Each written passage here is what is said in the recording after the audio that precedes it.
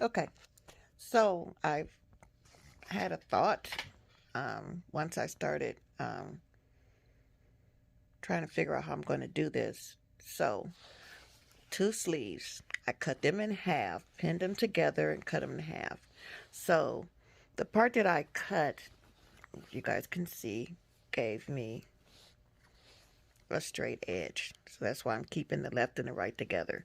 So when I cut it, you see that gave me some of the fur, of course, fell off because, like I told you guys, see how there's pieces put together like a puzzle. So you have no straight seam to cut. But I kind of went around the curves, picked out the fur that came apart, and so I'm going to connect the straight edges to the bottom of the coat.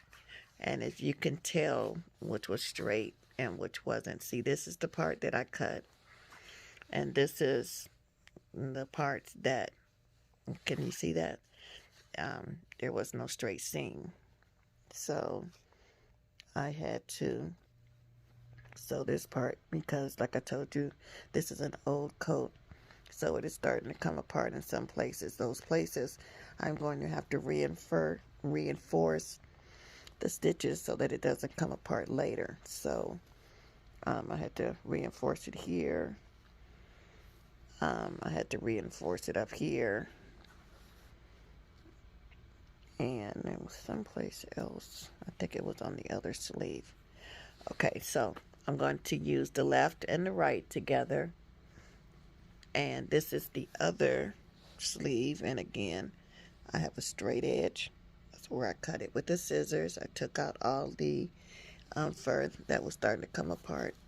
And you could see it more on this one. See how you got the jagged edges because that's just how it was put together.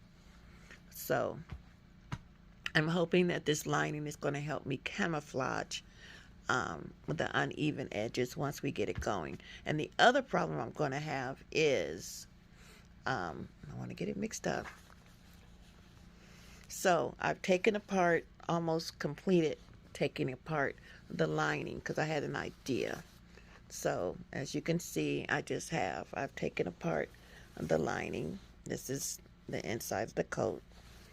I've taken apart the lining. I just have this much left to go. If I just connected it with the lining, then you're going to have a big old bulge and you're going to be able to tell that you just connected a piece of the coat to another piece of the coat. And a tacky DIY. We don't roll like that over here with wear. So I've taken apart the lining, and what I'm hoping to do, I just did a section so you guys can maybe see my vision. One other problem that we're going to have is this coat. Let me see if you guys can tell. It's like a puzzle. So this part was going up and down, up and down. Now when I cut the sleeve, because of the way the sleeve was put in, it's going left to right, left to right. So you've got up and down and you've got left to right. So I'm hoping that I'm going to be able to camouflage it in such a way because the collar is not going in the same direction. So, and it still looks good. So I connected it with these snaps here to kind of give you guys an idea. So if you'll look here, you can't really see a stitch. So I'm hoping that I'm going to be able to brush it so that you really can't tell. And then when we get down here, I'm going to have to sew together the lining from the sleeve to the lining of the coat so that it extends all the way down to the end and we'll have a professional finish. So unfortunately, I'm going to have to hand sew this because that's how it was done. If you can look right here, you can see how that was hand stitched and even connecting the lining to the coat. It was hand stitched. So I'm taking my seam ripper and I'm taking it apart. That's the stitch right there. I'm taking it apart all the way around the coat. And then I'm going to iron this lining to get this seam out. And then I'm going to sew these two pieces together. I'm going to measure and cut off what I don't need. And then we're going to connected to the bottom. And what I'm hoping to be able to do is to, once I have it all connected, I'm going to measure it and cut it as straight as I can. Of course, I'm going to lose some fur because it's not going to be a straight edge. But I'm going to cut them all evenly, kind of give it a scissor hem. And then we're going to see about sewing this lining to the bottom. Okay? It is letting me sew close to the binding, which is helping me so I don't have to, but it's not letting me do it one-handed. I was trying to show you guys because I didn't feel like taking off my case so that I can put my phone on my tripod. Just trying to save some time, y'all, trying to save some time. But anyway, you see what I'm attempting to do. So I'm going to go ahead and sew this all the way down to the end. And then we're going to see if I can go ahead and do the sides and find some material that is going to match the existing lining. And we're going to sew it all together and we're going to be done. I'm so excited. Okay, so remember, like I said, the part that I'm attaching to the vest, well, the coat that is going to be turned into a vest, I cut the sleeves off. And I was telling you guys I was going to have to try to find some brown fabric to extend the lining on the inside because I extended the coat, the vest, the jacket.